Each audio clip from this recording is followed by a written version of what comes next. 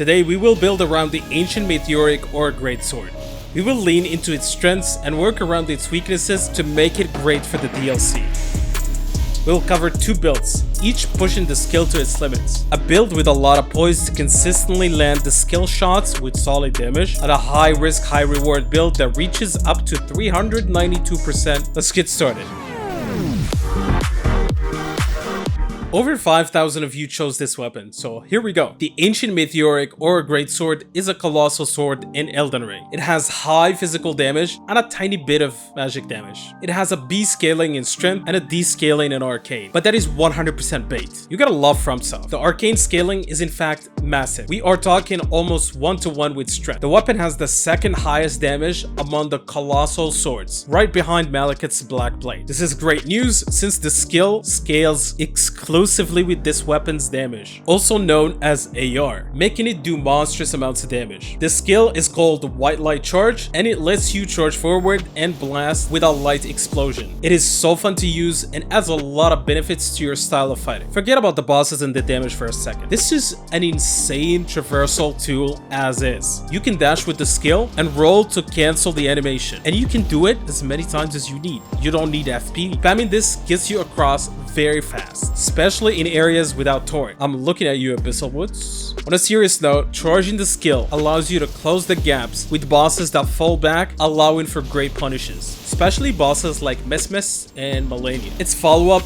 deals a lot of damage. At times we're talking 10k plus. However, there are a few limitations to the weapon. This affects how we build around the weapon rather than making it useless. You mainly want to use the weapon for the skill, which kinda sucks because build crafting into the skill is very limited. The skill itself takes a bit of time to execute, which can be a challenge against bosses like Radon who have tight windows. By the time you get off your skill, he's back to smacking you. Like bruh. The saving grace is that it deals a lot of damage without talismans, so any help we'll give it will make it even better. To counter these issues, we will build into a high poise, high damage negation build to tank damage and cast the skill for its significant damage without interruptions.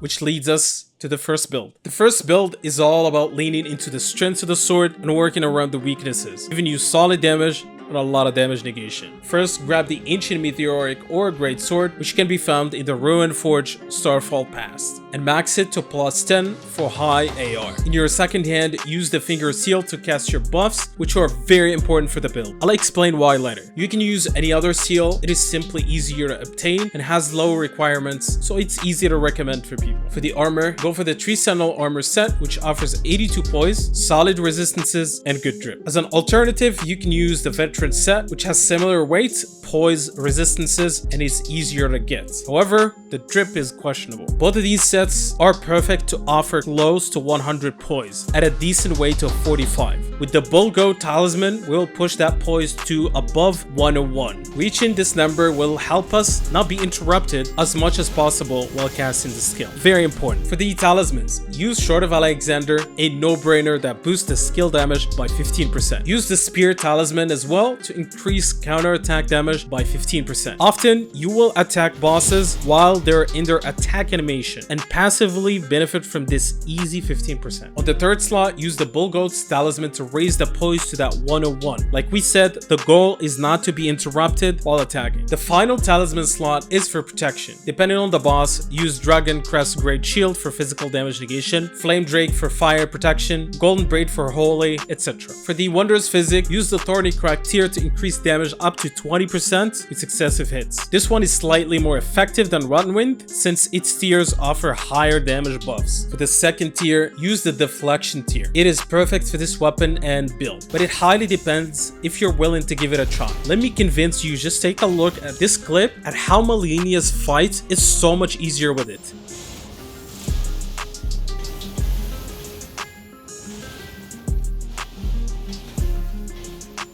That can apply to any boss. However, if you don't want to try it, I understand. You can use the Opaline Heart tier to increase all damage negation by 15%. This helps to make the build more tanky. For the spells, using buffs will result into better damage. Look at this comparison.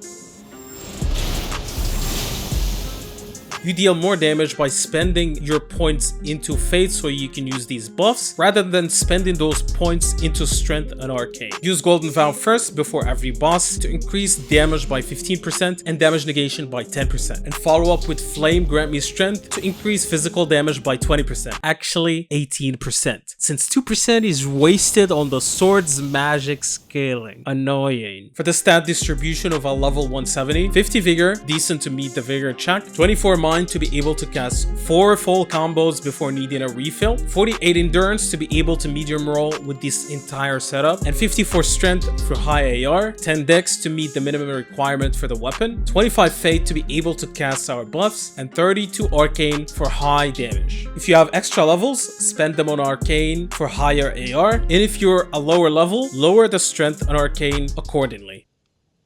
The second build is all about maximizing damage output, aiming to nuke bosses in a few hits. First, max the Greatsword to plus 10 for high AR, which will result into higher damage of your skill. By using the sword, you will passively benefit from a 30% extra pierce damage if you manage to attack the opponent while they're in their attack animation. In your second hand, use the Finger Seal to cast your buffs. Use the Rakshasa armor set for that 8% boost to damage. And for the talismans, use Shard of Alexander to boost skill damage by 15%. The Spear Talisman to increase counterattack damage by 15%. The Red Feathered Branch Sword to increase attack power by 20% when HP is low. It will happen very often. And finally, Rotten Wind Sword Insignia to boost attack power with successive hits up to 13%. Yes, we're getting desperate. For the Wanderer's Physic, use the Bloodsucking Crack Tier to boost damage by 20% for 3 minutes. And pair it with the Thorny Crack Tier to increase damage by up to 20% with successive hits. For the buffs, use Golden Vow to increase damage by 15%, Flame Grant Me Strength to increase physical damage by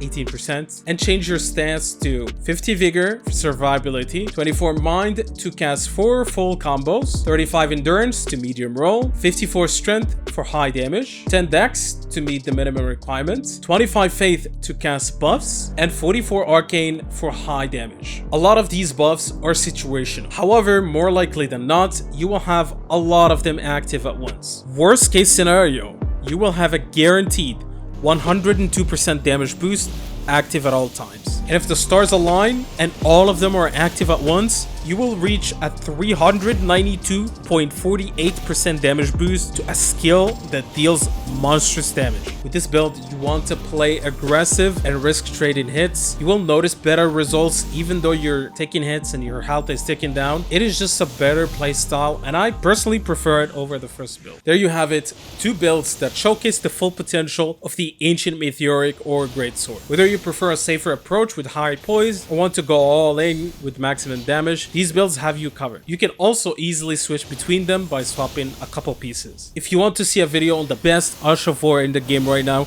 please do before it gets nerfed. Check out this video.